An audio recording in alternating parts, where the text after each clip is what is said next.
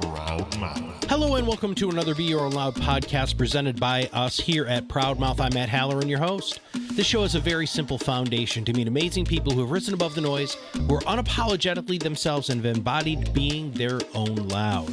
Using these interviews as inspiration, our purpose is to help you amplify your voice to become the subject matter authority you were meant to be. Be your own loud. Well, hello, everybody. This is Matt Halloran, of course, your friendly neighborhood podcasting expert. I'm really excited because we have the opportunity to play a podcast that I was on. I had an opportunity to talk to Steve Ody a lot more about who we are, what we do, and really what motivates us here at ProudMouth. And we just thought it would be a lot of fun to share. So I hope you enjoy. Hey, everybody, and welcome to the Travelling Optimist Podcast. And my guest today is Matt Halloran. Matt, how are you? I'm spectacular, man. Thanks for having me on your show, brother. And where are you based, for the audience? So I live in Kalamazoo, Michigan, but I'm the co-founder of a company out of Oshawa, Ontario. Great. Okay. Well, first of all, Kalamazoo has got to be up there with probably one of the coolest names I've ever heard.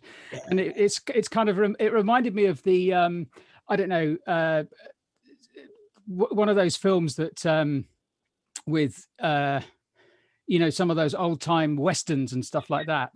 You know what I mean? Yeah, I do. In fact, if your listeners want to Google, I Got a Gal in Kalamazoo is an amazing song that was in like the 30s. There was a music video, it was featured in a film. Yeah, I live in a town that it's really hard to forget the names. No, absolutely. It sounds so cool. So look, thanks so much for coming on the show. I really appreciate it. I mean, we've got a sort of a mutual friend, Kelly Cardenas, and I listened to your conversation with him a few weeks ago, and hence why we've kind of hooked up. But there were some really interesting things that you talked about. And one of the things that, I was interested in is really just getting to deep dive a little bit more about your backstory and sort of grow. It is a Midwest, we would class where you live. Absolutely. Is that right? Yeah. That's right. So what was it like growing up in the Midwest as a kid? And, what did you get up to? A lot of no good. So something I didn't share on Kelly's show, mostly because I don't think we really had time. So I'm going to pick up. So those people should probably listen to some of that. But so my parents got divorced when I was 7. And before I was 7, I lived in 9 different states. And I found out later in life that the reason, Steve, that was the case was because my father embezzled money from hotels. And I didn't know this until I was probably in my mid-20s. So I was the actual latchkey kid. We literally had a key that hung around my neck. My mom worked all the time, single mother from 9 until she remarried when I was 13. And man, I was up to no good. Anything I could do to get myself, and it was all about attention, right? I mean, that's what happens when you're a little kid and you don't have anybody around, is you do things, and I would just get in trouble because then I would get, my aunt's attention, my brother's attention, family's attention. And so I started smoking cigarettes when I was probably 8. Marlboro Reds, we used to steal them from my neighbor's mother. We used to go back behind a drainage ditch and try to look cool. I mean, that was the whole idea, right? It was stupid as hell. Things to, dumpster diving, taking things out of department stores, dumpsters, and then reselling them. I mean, I've been hustling since I was knee high to a grasshopper, which is, by the way, a very Midwestern analogy. Yeah. So you're hustler. You're an entrepreneur before you even knew it. I was, and I used to get in a lot of trouble, Steve. So one of my favorite stories is I had a G.I. Joe guy. So G.I. Joe was really big when I was a kid. And I convinced one of my friends that the G.I. Joe guy I had was worth more, so this was like a $4 toy, than the Cobra Bomber, which was like a $30 toy. And so I traded my figure for him, and I came home with the Cobra Bomber. I'm proud, right? I'm like, dude, look what I got. I negotiated, I was like 8, 9, maybe 9 years old. My mom made me take it back because it was interesting, Steve, so here's the thing. I believe you can use optimism and persuasion both positively and negatively, right? I think it's a superpower that some of us have. Yeah. My dad used it for negative, and my mom saw this ability to influence that my dad had, and he used it negatively. She was afraid I was going to go down the same path. So, dude, she cut me off right at the beginning. Look, you have a strength, and of course we didn't call it superpowers back then, or gifts. You have the strength, and you need to check it at the door for your life. And dude, at like 9 years old, that was a huge life lesson that I think have shaped me big time since. So she was sort of saying, you've got a choice. You don't want to make the wrong choice. I don't want to make the wrong choice. And I mean, I didn't feel at that time, and of course I was really mad at my mom for making the wrong choice, but did I swindle the kid out of, $26 worth of value? I totally did. And I knew what I was doing. And so from that day forth, at 9 years old, I have made a conscious effort to only use whatever the hell this is to help people really live a better life. Oh, yeah, no, absolutely. Absolutely. And from an early age, actually recognizing that, or actually respecting what your parents have, or your parent has said, and then going down that road and taking and making a physical choice of not going down the route that she didn't want you to go down. Actually, it's quite tricky for a 9-year-old, because what you want to do as a 9-year-old, you want to do is, and leading up to your teens and early 20s, is probably do the opposite of what your parents say you're going to do. Yeah, and it's interesting because I really rebelled in a different direction. So my parents were, when my mom remarried to my stepfather, who became the father figure of my life, they were both very liberal, right? And so now, mind you, liberal in the States is very different than liberal anywhere else. We're considered very moderate compared to other people who consider themselves liberal.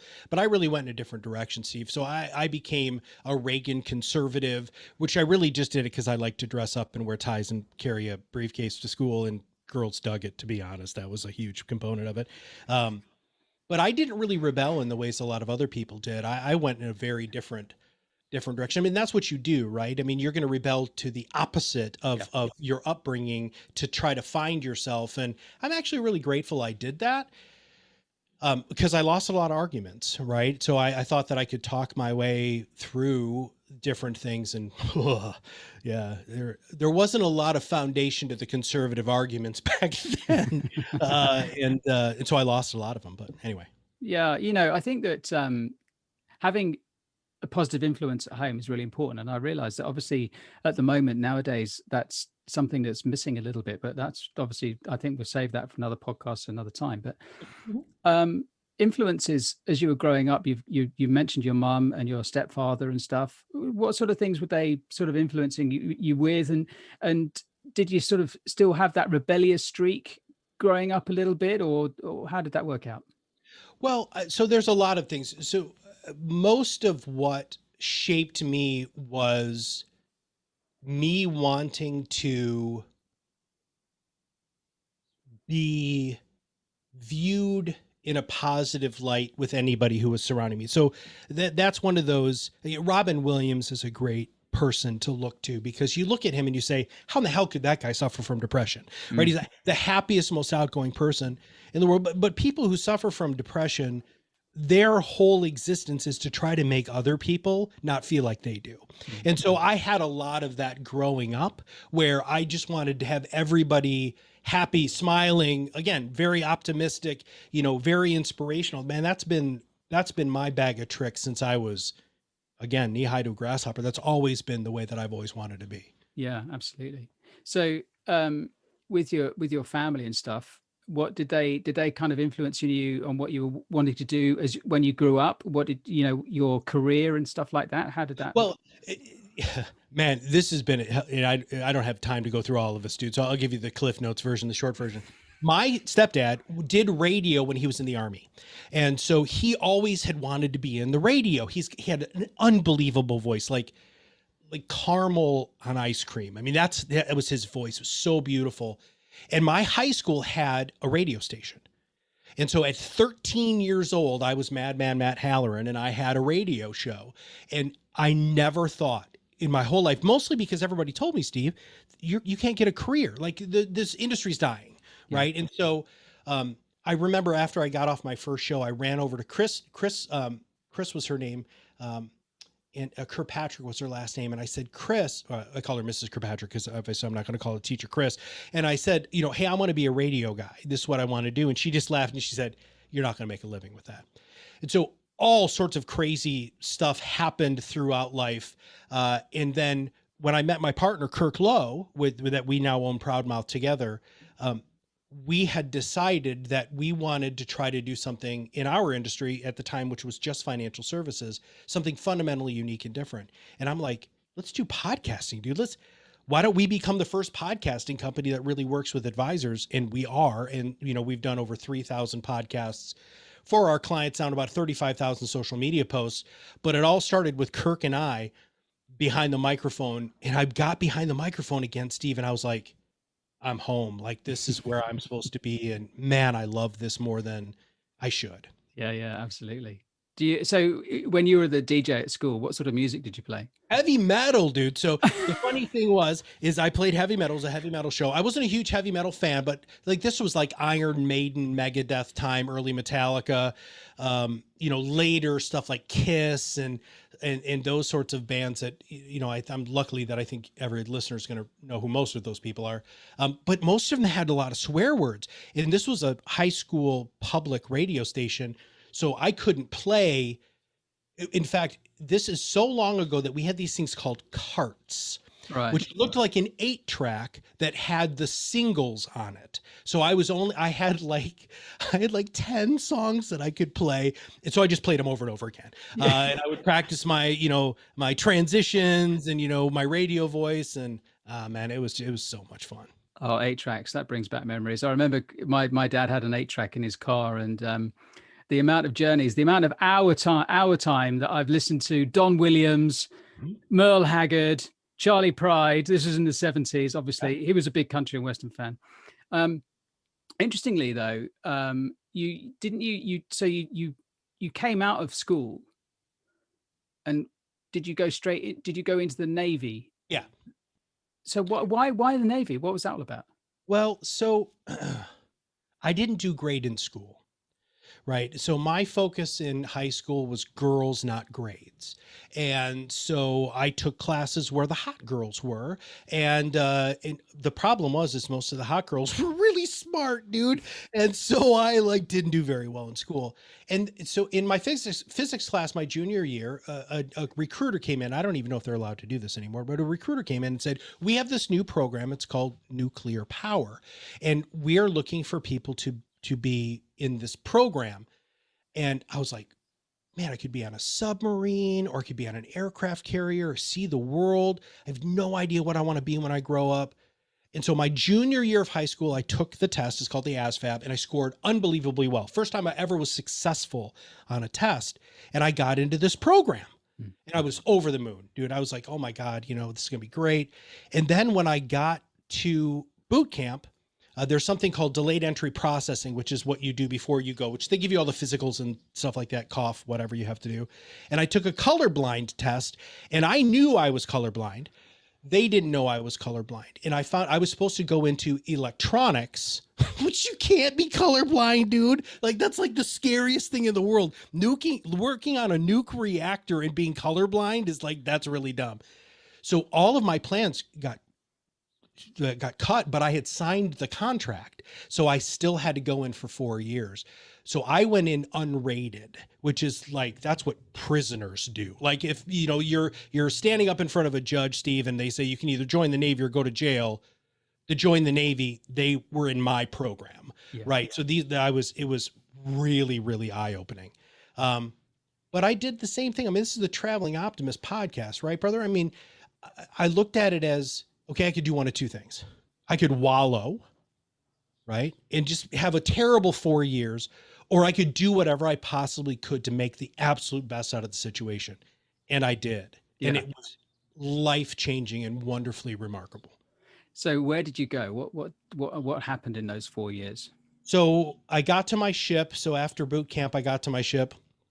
And 2 weeks after that, we deployed out to the first Gulf War. So I was on an ammunition replenishment ship, which is a very dangerous place to be in a war. And so we spent the, first probably year-ish, I was Persian Gulf-ish, So we were doing basically delivering bombs that were dropped on people.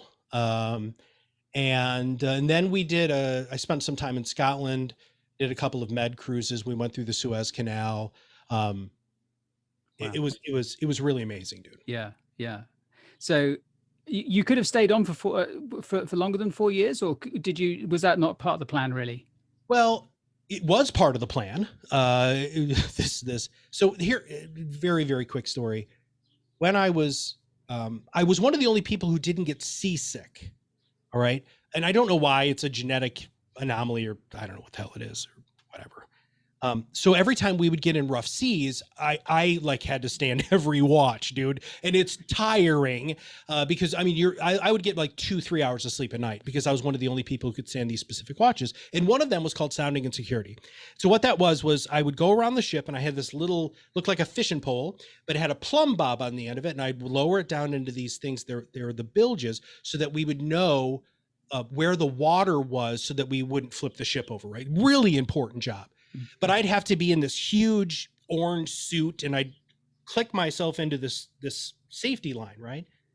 And what happened is when I was walking to the forward part of the ship, the forecastle, the wind was hitting me in the face, like waves where, I'm like holding on for dear life sort of things. Cause you crash, people don't understand that water is going over the ship. I was walking on the deck at that time. Mind you, that was quite cold, but I loved it. And again, I'm ridiculously optimistic. And so I had fun with it. And so what I did was when I would come back from going to the aft part of the ship, I would jump just a little bit and the wind and the waves would catch me and push me. And it was just so much fun, which became a foundational philosophy for my life, which is I can either go ahead and face the wind and not get very far and get very tired and frustrated, or I can put the wind to my back and see where the wind takes me and trust the wind. Now you can insert whatever you want in for the wind, but I call it the wind, right? And that's what I did, dude. And that's what allowed me to, the wind would blow me in a direction. I'd look around and say, okay, well, I have 3 options here. This is where the wind took me. Where do I want to go from here? And as crazy as it sounds, I've lived my whole life by that. Yeah. That is my whole life philosophy. And the wind has never blown me in the wrong direction. No, absolutely. It's like an instinct thing, isn't it really? Yep. Yeah. So when you left the Navy, okay, you came back and you decided to put your thinking cap on and your educational cap on, right? So I looked at your CV and I'm thinking, whoa, because earlier in the conversation, literally a few minutes ago, you said you weren't, it was girls rather than grades and stuff. But then you came back out of the Navy and thought, I need to do something with my grades and let's get to it. So what happened after the Navy? You went to university or college or something? I did. So I went to community college, which is a 2-year program, because I didn't think I'd be successful going right into school. And all of a sudden, Steve, I had gotten my academic footing. And I think a lot of that really was what I was studying. So I got my undergraduate degree in applied ethics, which is a philosophy degree. And my minor was in communications. And my grandfather told me before he passed, those were the 2 most unemployable career choices or education choices I could have made. But I learned philosophy. I learned how to think. And not only did I learn how to think, I learned how to argue. I learned how to communicate, and I learned how to be wrong. Yeah. And brother, if there was one gift that I could give to everybody listening to this, is realizing what a wonderful thing being wrong is, and changing your mind. Yeah. And you can't study philosophy and ethics, which is the study of what is right. That's when you realize that you're arguing a point that is not right from an ethical perspective. It changes how you look at the world and how you look at information coming in and how you communicate. And I wish more people had the chance to truly study philosophy, because I think our world would be very, very different, especially here in the States, because people talk at each other here. They don't talk to each other. Yeah. You're not allowed to really have an opinion on something. And, which is a bit of a shame, but with the process of, you get the prospectus for the college. Why did you choose applied ethics? So my associate's degree is in regular philosophy, and I had to take a humanities course, and I didn't want to take history because Right. I'm not good at memorization and regurgitation. That's just not how my brain works. And I signed up, and his name is Bob Badger. I mean, I remembered like this was, in fact, this gentleman just passed away like a year ago, right? So I met with this, and it was Introduction to Philosophy. And I remember sitting in the class and hearing the questions that he was asking us, that this is what you were going to learn. And I thought to myself, these are like the deepest questions in the world, man. Yeah. Like, I'm going to be able to answer what is truth, what is reality, what is life, what is, what is good, what is evil. I mean, and be able to answer those, not just for myself, but be able to have the foundation to support that. Just was such an eye-opening thing for me. And then the university that I went to, Western Michigan University, which is actually in Kalamazoo, where I still live today, they had one of the only biomedical ethics programs in the nation. And so I was like, that medical ethics, I'm in. Let's see what happens. And so that's what I graduated with, was biomedical ethics was my focus. That is so cool, because actually, to be fair, coming out of a career or job and going back into education is actually quite difficult. And because it's a different way of working, isn't it? It's, and yeah, it's almost like you're having to relearn to learn. I don't think I ever learned how to learn, brother. That was the problem. And that's why I chose the path that I had. Yeah. And when I was in the Navy, I had realized that it was about energy, focus, and attention. Yeah. And with the energy, focus, and attention, I could really do anything I wanted. I just needed to put that energy behind it. And Yes. I found when I was in the service that when I did, so this is going to be meaningless to most people because they don't understand the Navy, but so I went from E1 to E5 in 3 years, which that's not normal. Usually takes people 6 to 8 years to get to E5. And I was actually meritoriously advanced by my captain. He said, you should be an E5. So I went into middle management at 21 years old. I got my enlisted surface warfare specialist, which means I knew every single solitary ship's system, so that if we were in a bad situation and somebody died, I could do their job, like everybody's job on the ship. Most people don't get that within their first enlistment. I got a Navy Achievement Medal because my boss ended up having a nervous breakdown. And at 19 years old, I ran the entire administrative department of a ship. So when you look at, and again, it's the making lemonade out of lemons, bad stuff happened. And I, instead of focusing on it and wallowing in the pity that I could have had, right, or said, oh, I can't do this, it's like, you know what? Screw it. Let's see if I can do this. Yeah. Yeah. And then I did the same thing in school. I was like, okay, I wasn't good in high school, primary school. How can I get good now? And it was one, finding something I was passionate about studying about, and then two, just putting the energy, focus, and attention on it. Yeah, absolutely. Yeah, finding that passion. And also, I think there are a lot of us that out there, me included, who are late bloomers. I'm a lot later than some people. Yeah. But it's we're on this earth, a reasonable amount of time. There's no rush, is there? Sometimes there's not. I think people put so much pressure on themselves, man. I agree. And I think that people would be in a much healthier mindset position, I think, if they just took a step back and took a breath and said, actually, do you know what? I don't need to get a job immediately after university. I'm going to take a year out and go and travel, see the world, do whatever, come back after a couple of years and then float in. And I think businesses actually really appreciate that sort of life experience now, don't they? We do. That's one of the greatest things about owning a company now that has grown as quickly, is we're at like 22 employees now. And we're an entirely virtual company. And we've just hired a gentleman who lived in South Africa. We have another person who lives in Chile, another person who just came from, I think, St. Lucian in the Caribbean. We've got we got 3 people in the States, 10, 15 people in Canada. And then we've got a lady who's our graphic designer who works in Indonesia. And we love the fact that all of these people are coming into our organization with different cultural backgrounds, religious backgrounds, educational backgrounds, and it forces us to constantly look at what we're doing in looking at it in a different way. Steve, that's a huge gift, I think. Oh, absolutely. I think it's a really strong suit of playing cards you've got in your hand there. I think actually that's only gonna be prove beneficial, throughout the time that you're in business. Yeah. You're you're a qualified life coach, That's correct. right? So how did you get into the marketing side of things? What drew you into that? Because this is really interesting for me, because I like to see what sort of threads happened to get you down into this path, if you see what I mean. What happened was I got an internship in biomedical ethics in a hospital system in Omaha, Nebraska. So we moved from Kalamazoo, Michigan, where I just married my wife, and we got to Omaha.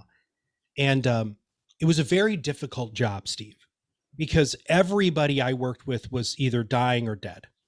And then I had to talk to the families. That was part of my job. And so my beepers, I remember how long ago those were. My beeper would go off, and I would have to drive as quickly as I possibly could to one of these 5 hospitals that were in the greater Nebraska area. And I would have to sit down with a family, and most of the people, they were brain dead, basically, mostly car accidents, motorcycle accidents. And I would have to translate because somebody had to make a decision, right? And I used to come home crying all the time. I have no problem with crying, by the way. And I might cry on this podcast. I'm just telling you that right now. It depends on what buttons you push, brother. Kelly got me a couple of times. I'm like, dude, I don't know about that. Anyway, so I would cry on the way home, and my wife was like, brand new married, right? All of a sudden, this guy that she's married is bawling all the time because I had to get rid of this. I mean, it's so heavy. We ended up working in a place called Boys Town. And Boys Town in Omaha was created in the early 1900s by a guy named Father Flanagan. And it's a boys' home for at-risk boys and girls. We lived there for 5 years and lived in a house with 8 kids at a time and 36 in total. And I thought I wanted to be a therapist. So I went to graduate school later in life, and I got my master's degree as a therapist and then a graduate certificate as a life coach. And my last class, Steve, with my mentor, I just finished my thesis, and my thesis was reduction of auditory hallucinations in people who suffer from schizophrenia. So I had this idea technique that I wanted to try to go to PhD for, which would have, whatever. And I didn't choose that path. But anyway, he told me, dude, you're going to be a terrible therapist. And I'm like, dude, why didn't you tell me that $60,000 ago? He said, you need to be a life coach. So I was like, yeah, screw you. I don't know what you mean.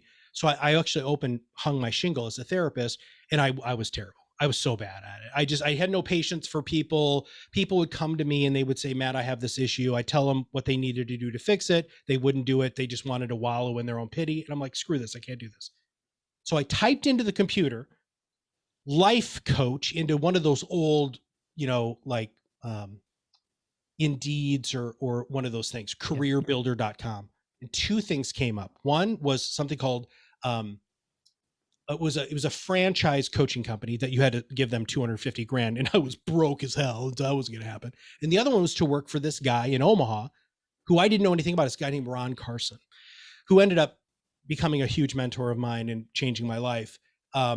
And that's how I got into consulting, which then turned into me hanging my own shingle after I left there, after I published a book and created a bunch of stuff, hung my own shingle as a consultant. And then I met Kirk. So this full circle to what I was talking about when I met my business partner earlier. Him and I are sitting in Arizona, and he's a marketing and branding genius. This guy is a genius. My partner's a genius. I'm not burdened with genius. All right. This guy is so smart. He's unbelievable. He's a great human being. I love this guy. And we're sitting down. First time we sat down ever. We talked a little bit online. And he said, we should find a way to work together. I'm like, absolutely. There's something here.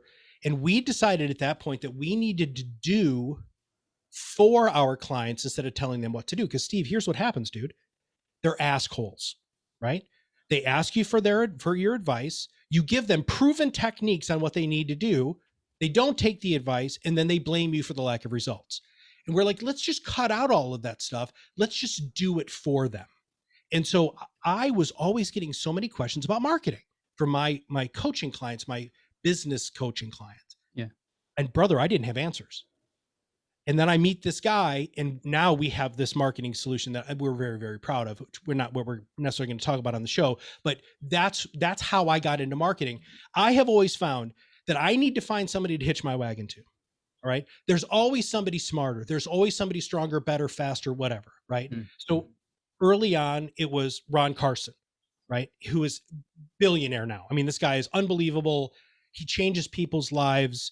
He's a remarkable human being.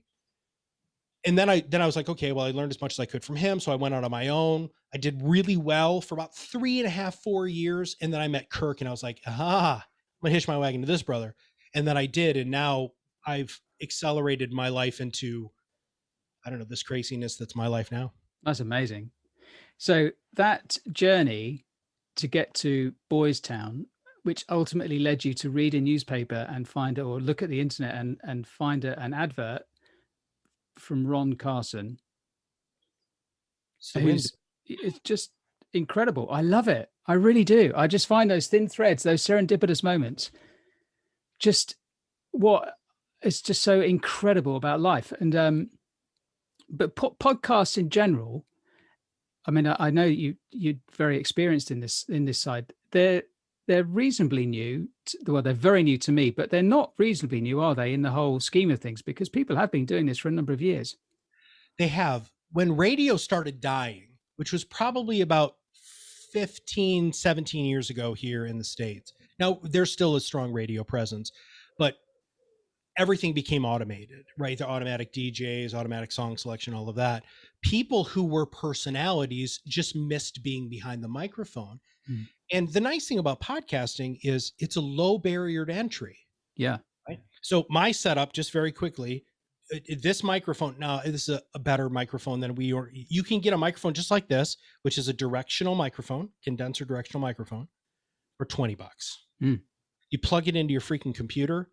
You go to riverside.fm, or you go to, Stitcher, any of these programs, Zencaster, bam, your podcast, dude. Like, I mean, you can record today and release today. Yeah. And we believe that experts specifically have a professional duty to educate the general public. And we're just the medium in which they do it, because most of them talk for a living. Most of them kind of suck on video, dude. I'm not trying to be mean, but they've never been trained, right? There's technique involved with video. They're not actors. But you don't have to have that with podcasts. Like right now, we're recording this on Zoom, and there is video involved. But we're really focused on just the voice. Yeah. Yeah. It's the audio for me, which is really the key thing. And I know that people do use their video and promote it, their podcast with the video and stuff like that. I haven't quite got the technology around sorted out for that, but that's not why I started a podcast, Right. So that for me, it's not a key element. But why is podcasting to you? What's so special about it for you? It's intimate, man. This is the thing that people don't understand. So you're talking about the thread, right? So my master's thesis was on the reduction of auditory hallucinations in schizophrenics. And what I had to learn there is what part of the brain through functional MRIs were hyperactive in people who suffered from schizophrenia. It's called the Broca's area. And what a lot of people don't understand is Broca's area, if you stuck your finger just in your ear a little farther than you're supposed to, you're touching the freaking Broca's area. We are so auditorily focused as human beings, right?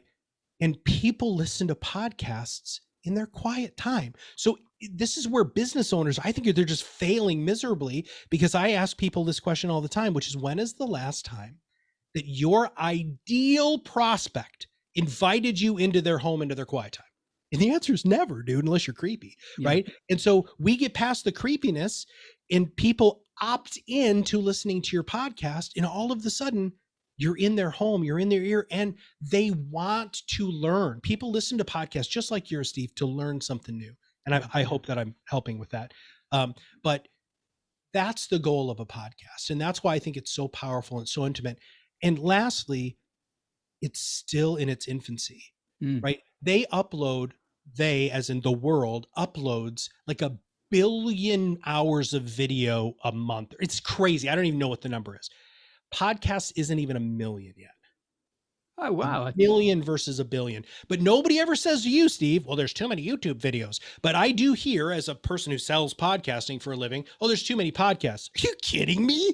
Like, they're in your city alone, there may be 3, right? And we used to have more channels on the TV in your local area than 3. So no, absolutely. Do you think that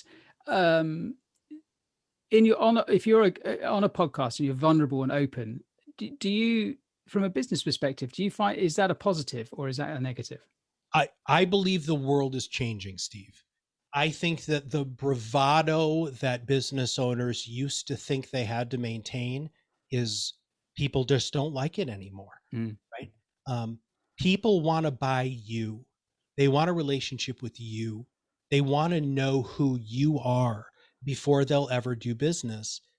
And the way that we teach marketing now is it's the opt-in aspect. Like, my ideal clients opt into, first off, listening to our podcast or following me on social media. And then when they're ready, so I don't have to sell. This is like the biggest gift in the world as far as I'm concerned. I don't sell anybody anything, because people call me and say, I'm ready to go. Because I have so much social proof from 300 plus podcasts that we've just done for our own brand, plus the social media, plus the videos that I shoot, plus the fact that, dude, I'll give just about anybody time. Right? You want to take 15, 20 minutes, even 30 minutes with me and ask me questions? All right, just put it on my calendar. Yeah. Right? Because my goal is to help people rise above the noise so they can be their own loud. And we believe that podcasting is the easiest way to achieve that. But business owners who are more vulnerable on social and using this or even a video as a medium, that's where you're going to start getting more and more raving fans instead of you having to sell a skeptic. Yeah, I agree. Because it gives people a proper picture of you as a human being, isn't it? Do you know what I mean? It's much more real. I think it's way more real. I agree. I think and I think that's where your niche is just going to win big time. I really feel that. And be your own loud is such a great tag. I love it. I really do. In your conversation with Kelly, you talked about something that really struck a chord with me, and this is what prompted me to message Kelly and you on LinkedIn. And LinkedIn, by the way, I think is an incredible resource. Yeah, it's just great. It's so positive. I love it. It's really, a lot of social media out there is very negative led, but LinkedIn is just so positive. I love it. It's fantastic. Anyway, you were talking about, there's a seat at the table for everybody, and not everybody's taking the seat. They're scrambling around on the floor for the crumbs, when all they need to do is look up, take a step, and just get on the seat. And I wanted to sort of ask you, if you wouldn't mind, just to relay that little sort of story to my listeners. And then I want to come back to you with a thought that I had about it, just to kind of extend it or embellish that theory.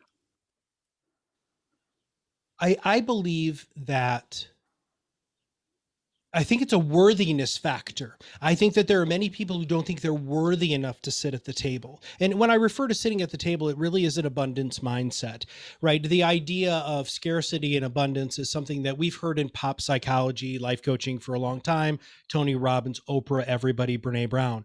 But it really came all the way back to Socrates, which is hysterical. Socrates and Plato, which was my educational foundation, because they talked about that all the time.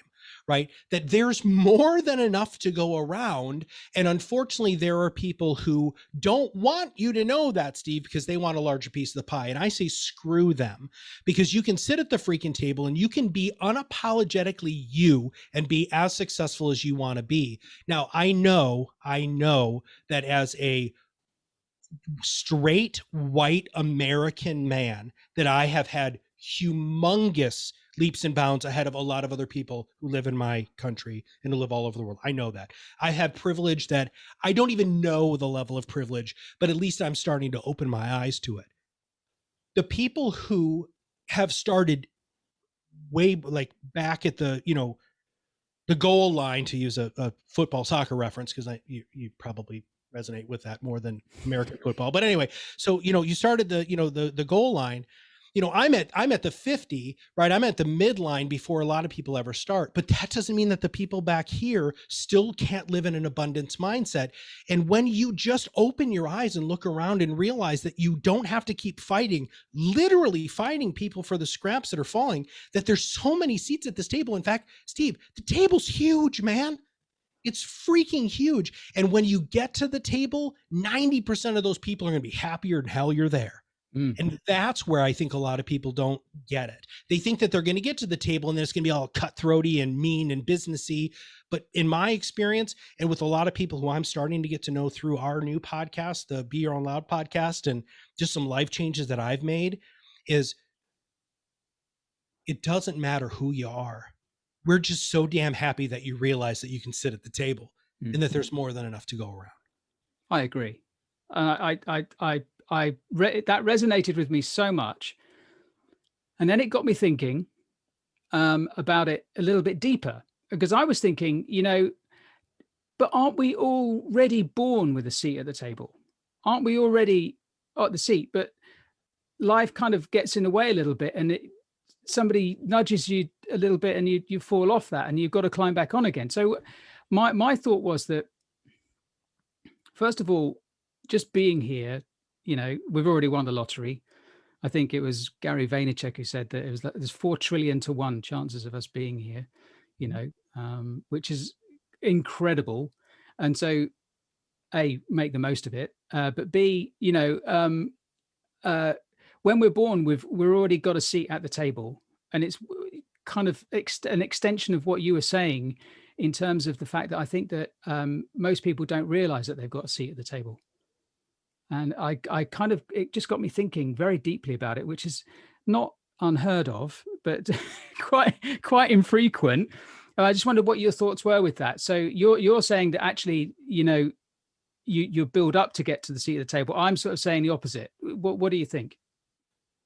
I think it's a very interesting perspective. I think most people remove themselves from the ability to sit at the table. So if you are born and you are at the table, I think most of the time it isn't somebody pushing you out of the table. I think you're doing it to yourself.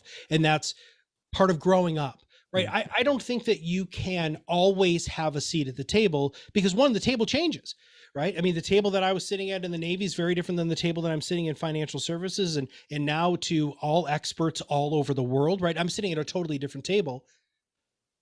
But my level of comfort, because I remember the first time I sat at the table, and I tell you right when it was. So I'm flying on Ron Carson's personal jet, right, to Arizona to do a speaking engagement with him. We get out of the jet into a limo, right, drive to the venue. Everybody's doting all over us and everything like that. I get up on stage, I do my show. Ron does his, then we had the other partners, his name's Steve Sandusky, an amazing presenter. Steve did his show. Ron did the closing act. Then we left, we got dinner, which was more money than I could have ever spent in my life, got on the jet, and I flew back to Omaha. This was all in one day. And I thought to myself, I grew up poor as poor can be. And I'm sitting at the table. Now I was sitting at a table that I was not qualified, Steve, to sit at. I was not a financial advisor. I'd never made millions and millions of dollars. But I had something that made me worthy to sit at the table. And once I had the epiphany, that's where I sat at the table. And then I started realizing everywhere I went, career-wise, that there were other tables. And as long as I gave myself permission to sit at the table, I got it. Because here's my final thought on that. People ask me all the time, how did you get that person on your show? Or how did you do that? And I said, well, I asked. Like, but who are you to ask? I'm sitting at the table, right? I mean, I've asked unreasonable people to be on my show. And here's the fun part, Steve. Some of them have said no. Yeah. Now, is that a no forever? I don't think so. But some crazy bald guy with a big gray beard just called them and asked them to be on a show that they've never heard of. So the next time I call, after we've done another 300 episodes, we have 100,000 listeners, things change. And so that's the power of sitting at the table. Are you born with it? I think we're born with everything, but it just takes us a lot longer, some of us like me, to realize all of the things that were given to me at birth. Does that make sense? Yeah, no, absolutely. I think there's also, it's that sense of worth, isn't it? I think, because if going by what you just said, if I'm on a private jet with one of the planet's best, life coaches, speakers, and I'm doing a set on his show, first of all, I would be thinking, unfortunately, I would be comparing myself and I'd be thinking imposter syndrome straight away. So how did you get over that?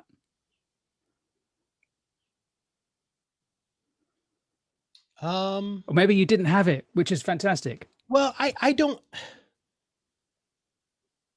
had an epiphany really when I was working with these at-risk kids, right? So these kids didn't have dads. So I had this unbelievable opportunity to be the father to 36 kids who didn't have a dad, because I didn't grow up with a dad either. My dad was a schmuck, right? And so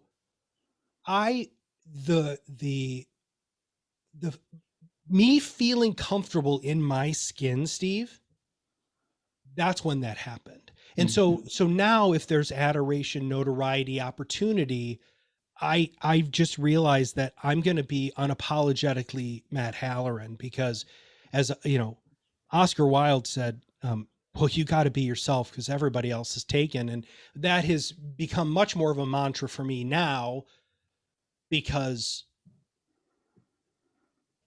it just, why not, man? Right? It's why not just be you? There's stuff about myself I freaking hate, dude. I don't say hate, actually. There's stuff I'd like to change, right? Like, yeah.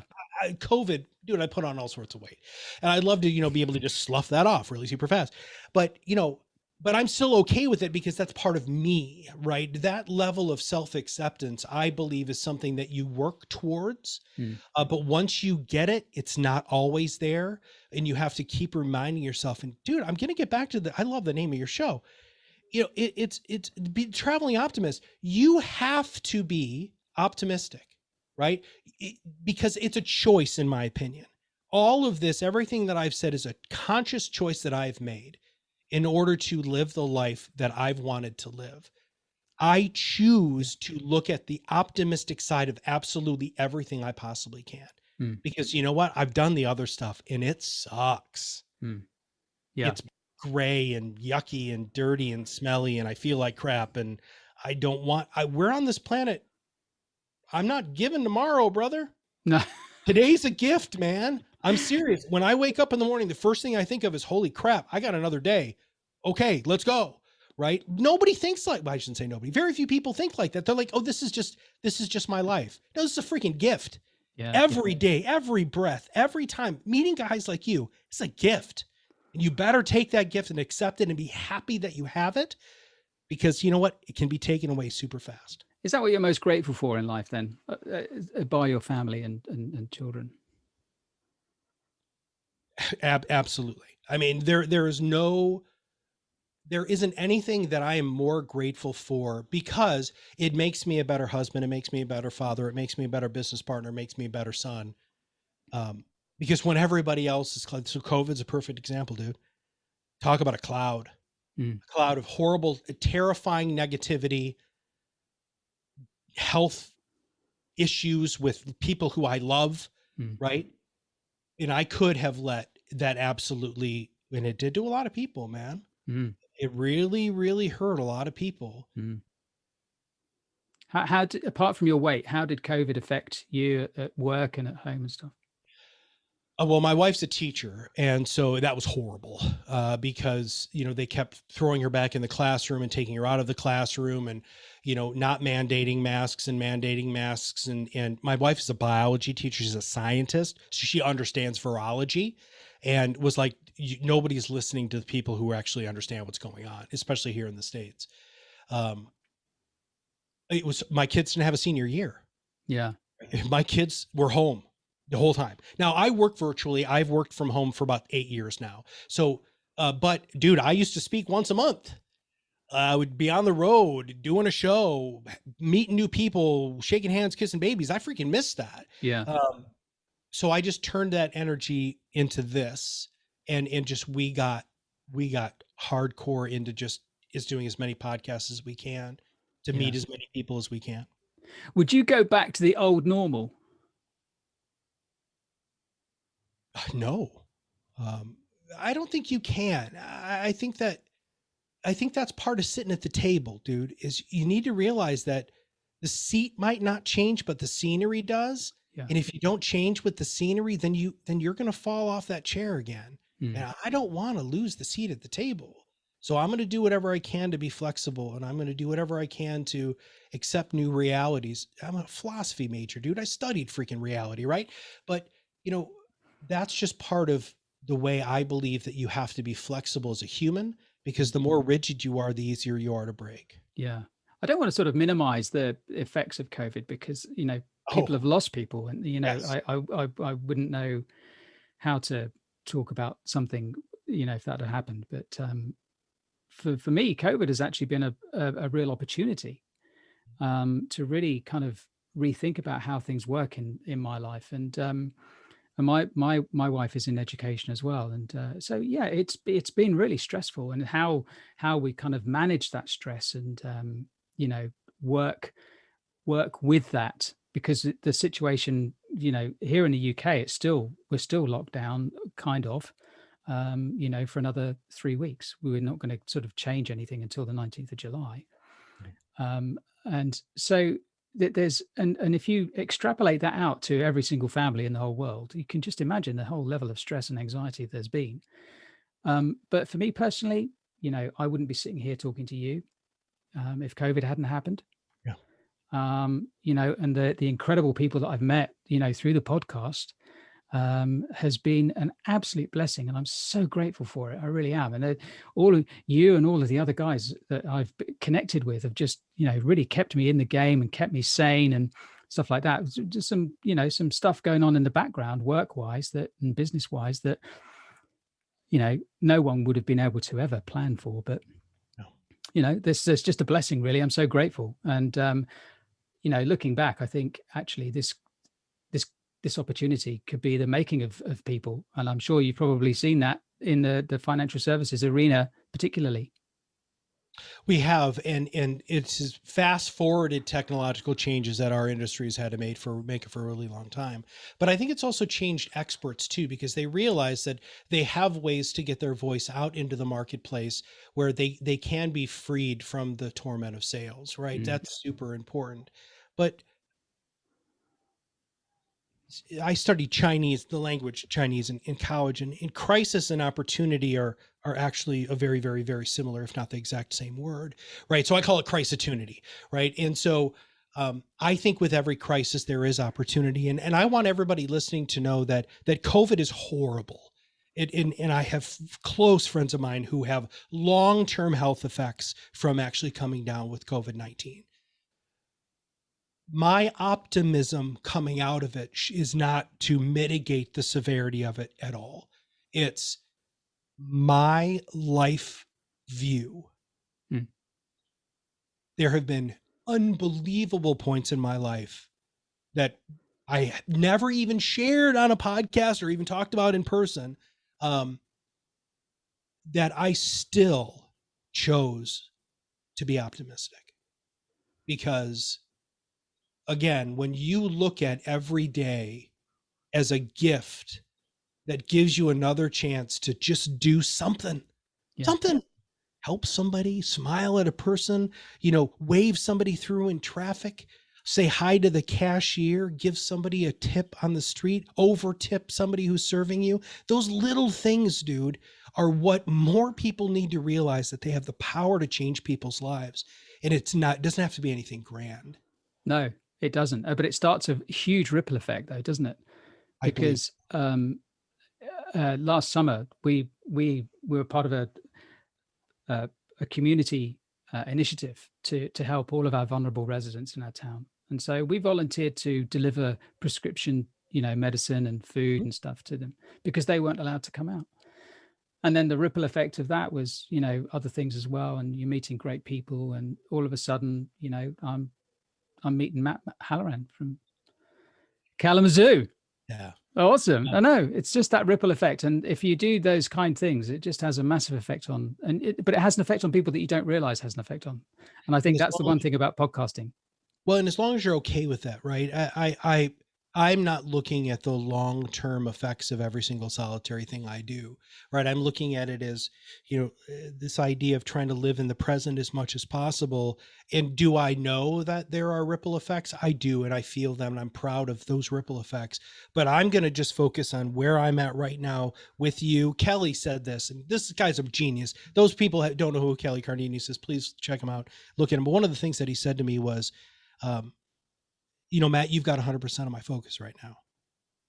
And I just thought to myself, I'm like, wow, what a powerful statement that is. Mm-hmm. And so I took that from him. And now every person's podcast that I'm on, every podcast that I'm on, I am trying to reduce every distraction I possibly can, because before I wasn't giving 100%. And that's another thing that I said on that podcast is I just, you can't phone it in, right? You have to give 100%. And even if you're given 80%, it's still 80%, man. And just try to do your best in what you do. And when somebody gives you the gift, like you've given me today, I had to give you 100% because you're giving me an opportunity to talk to people who don't know who I am, right? Who don't live anywhere around me, who aren't in industries that I've worked with. And I got a chance to hang out and meet you, which I'm eternally grateful for. So I can't thank you enough for giving me this opportunity, Steve. No, mate, it's absolutely my pleasure. It's really my honor. And I think living in the moment and giving people 100% of your attention is really important. And I think I've been particularly guilty of not doing that in the past. But I'm the optimist here. I tend to not focus on the past too much, really, to be honest with you, unless I'm reflecting back and thinking how far I've come.